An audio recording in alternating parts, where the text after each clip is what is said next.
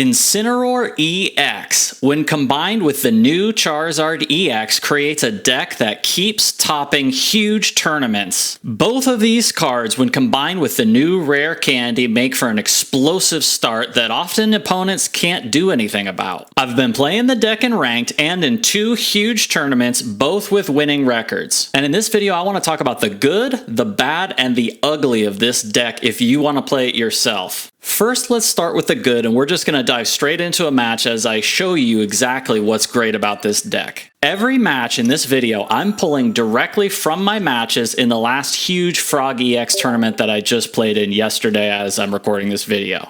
And I played against a ton of Darkrai Giratina decks, as well as just Giratina stalled decks, and as you know, Charizard using Stoke quickly ramps up to a 150 damaging move. So let's start right off with the good about this deck, and you're going to see it in this first match that I played in the tournament.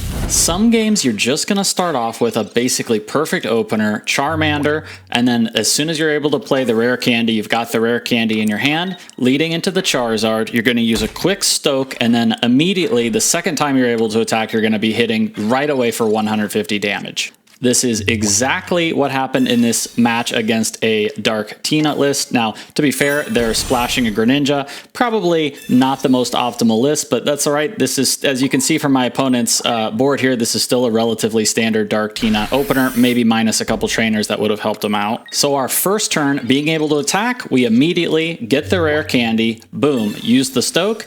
Next turn, we get up to the 5 energies, and we're ready to use our Steam Artillery 150 damage. I actually made another video talking about this deck if you want to check this out, where I was talking about how I think it might be the best tournament deck. Personally, I think it is. That's why I took it to this tournament. And in that video, I talked about potentially trying to put the Guzma in there, so I did end up putting that in there. That was not my idea. I watched a Tilly TCG video, full disclosure on that one. I went ahead and swapped out the red to put in the Guzma, since usually when you're playing the red, it's because you're playing against a Dark Tina deck and you might not be able to get that 150 damage. For example, if my opponent had used a cape here, then, well, we probably wouldn't be in trouble in this particular match, but there are going to be a lot of Dark Tina matches where that's going to matter. Switching into the Guzma allows you to not only guarantee kills against both Darkrai and Giratina, but it also maybe could come in handy against other decks, like for example if they're using like a Leaf Cape. But you're also going to end up finding yourself in a bunch of different situations where your opponent has like a Spiky Helmet or a Poison Barb,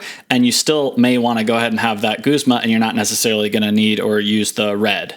All right, let's go ahead and talk about the bad for this deck. The bad to me, number one, clearly to me, is going to have to be the consistency of the deck, which I can actually demonstrate to you very easily against the same opponent, same round, same tournament here. They're leading off immediately with a Giratina. Not really a particularly great start for that deck, I would say. We're leading off with the Litten. Okay, it's not too bad. All we need is we need some form of evolution here to get going. But as you can see, you're going to have, I would say, quite a bit more than I would really like matches that end up like this, where you've drawn 1 or even 2 or 3 of your basic Pokemon, and maybe you've got 1 rare candy, or maybe you've got 1 evolution. Sometimes the evolution types don't match, and you're just waiting, trying to draw that last piece or even 2 pieces, and you just can't hit no matter what happens. And that's exactly what's going to end up happening in this match. We're searching. We did end up hitting the Incineroar. You can see it in our hand, but there's just no rare candy, and they end up Ionoing us. Or they used a Mars, sorry about that, and it hurts even worse. So now we're down to only 3 cards in hand, and once again, we're stuck on it. Look exactly what we've got. We've got both of each type of evolution and no rare candy, so we're just completely stuck. Our opponent is able to so easily take this match off of us by just ramping that Giratina. And this is the thing about the Giratina EX, Darkrai EX deck. It basically never has a game where it just completely can't do anything, unlike this deck that we're playing, where we have matches like this, where we literally just used a Litten the entire match. Oh, maybe we can make a comeback here. We got the Charmander. All we need is the rare candy. But unfortunately, given the way the match was, even if we were able to, say, evolve into the Charizard and get off a early quick stoke here off of that after they kill our Litten, there's just no way we're going to be able to get the win because they're going to still be able to get two huge attacks off on us, and there's just no way the deck can possibly come back from that at this point. Given that these games go pretty quickly and you play a whole bunch of matches in a row, sometimes instead of analyzing it during the match to make sure I've got the loss, I'll just go ahead and play another turn or two just to make sure.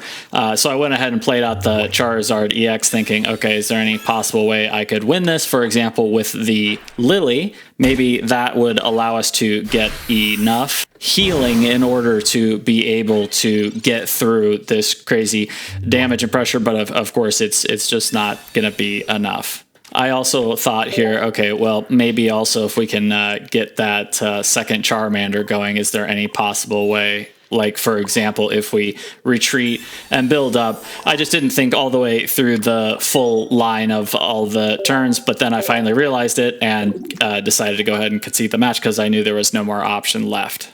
Speaking of the Darkrai Giratina deck, let's talk about some ugly of this deck. I would say the #1 most ugly thing about the deck is that even against Darkrai Giratina, and even when you seem like you have a pretty good start, they can still win out of nowhere if they happen to have a red in their hand and are able to get any damage on your Charizard EX, which they're basically always going to get that 20 damage ping with the Darkrai.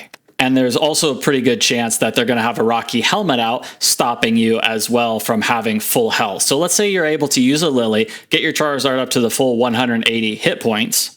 If you don't have the Guzma, and you might have to save the Guzma again because you might need to use it on a cape instead. Let's say you heal up fully, attack in, you take 20 damage, that brings you down to 160. Their Giratina is going to deal 130, and then their Darkrai is going to add the extra 20, and then they're going to add the red. This has happened to me, I think, twice now with this deck. It's actually pretty frustrating, to be honest.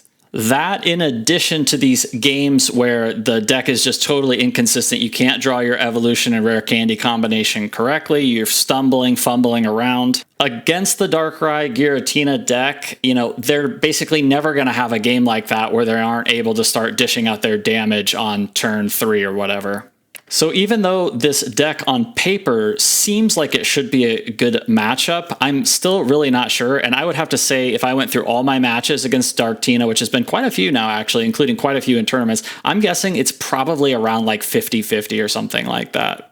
But I'd have to play a few more matches really to be sure. And a final point that I guess makes sense to put in the ugly category is that, since I'm not sure where else to put it, this deck, I would say, is a lot more challenging to play perfectly correctly than I originally thought. And I think you'll be surprised if you, for example, take it into the tournaments, play against the Darkrai Giratina decks. There's going to be a whole bunch of times where you enter into these situations, actually in later turns, turn 3, 4, 5, 6, 7, where you really do have to be able to consider a whole bunch of different possible avenues and routes of how the next couple turns could play out in order to make that like one perfect decision that ends up giving you the game instead of just completely throwing it away in a really tight match. Whereas like the Darkrai Giratina, no offense to anybody playing that deck, but I'm not sure if it quite has the same level of being able to just totally throw the game away to your opponent that you would have otherwise won. I guess I'll just go ahead and admit, full honesty, full disclosure here, I think at least 2 games, maybe even more, maybe 3 games, I made a crucial key error that was really difficult because you had to really think through a lot of the turns in advance and just end up completely throwing the game away to my opponent a bunch of times against Darkrai Giratina matches where I actually would have won otherwise and would have ended up making it to day 2 in the tournament if I hadn't done that. The only other real change I've made to the deck is I went ahead and I'm using 2 copies of the Charmander that does the 20 damage.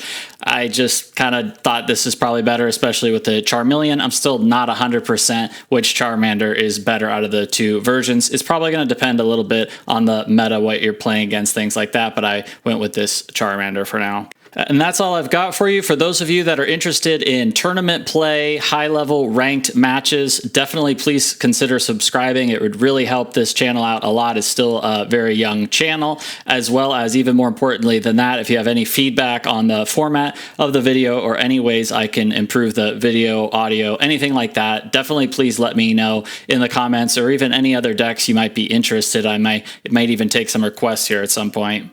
All right, see you later.